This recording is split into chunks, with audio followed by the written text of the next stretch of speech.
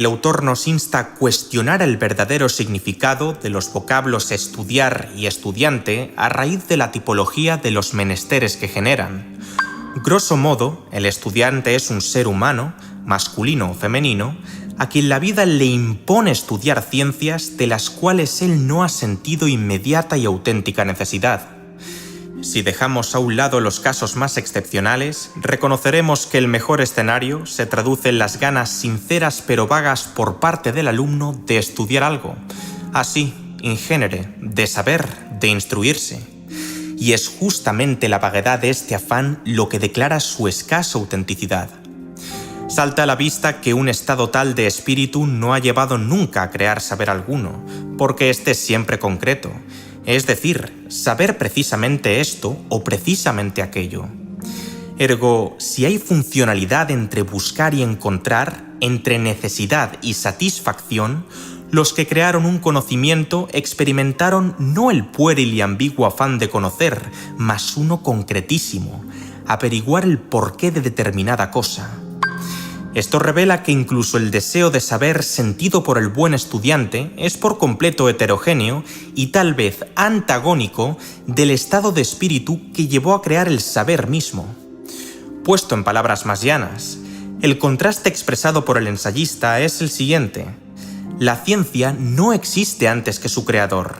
Esto es, el denominado Science Man no se encontró con ella de golpe para luego verse llamado a poseerla, sino que sintió de antemano una necesidad vital ya científica que, acto seguido, le condujo a la pesquisa de su satisfacción y a la postre culminó en ciertas tesis e ideas que resultaron ser científicas.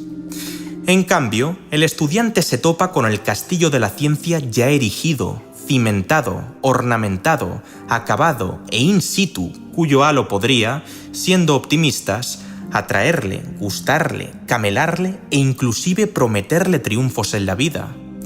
Sin embargo, nada de esto quita que la información implantada termine por consumir la misma llama que, en otro ser humano, posibilitó la creación científica.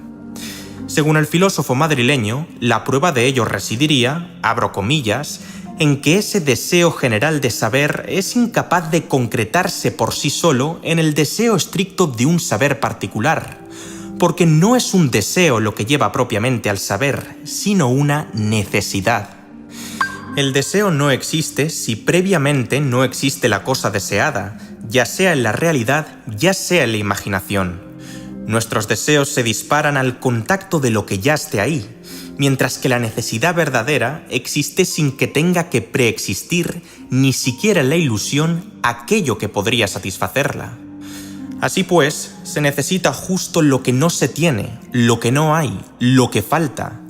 Y el menester es tanto más estrictamente cuanto menos se tenga, o sea, cuanto menos haya de lo que se necesita. Por este motivo, el autor formuló sarcásticamente: ¿quién va a pretender que el joven sienta la efectiva curiosidad en cierta etapa de su vida por una ciencia inventada por antecesores a los que apenas conocen y conocerá? El estudiante es una falsificación del hombre, pues éste es propiamente solo por ineludible y fiel menester. En este sentido, un sujeto puede ser hombre de ciencia, de negocios, de política o de religión no por el mero hecho de dedicarse profesional y superficialmente a una u otra área, mas por ser estas reverberaciones de necesidades constitutivas e inmediatas de la condición humana que, por desgracia, no resuenan en cualquier individuo que se presenta como religioso, político, empresario o científico.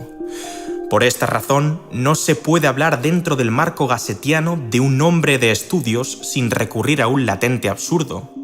El estudiante no es por su querer, sino por medio de una exigencia que se le impone por su posición ante una circunstancia llamada vida. Y esta es, queridos oyentes, la famosa paradoja del estudiante. Empero, es inconcebible un correcto entendimiento de la verdad científica simulando mi necesidad por y hacia ella. Esto es, ya no me vale con tener la voluntad de estudiar. En adición, es preciso que me preocupen espontánea y verdaderamente las cuestiones relativas a una ciencia concreta.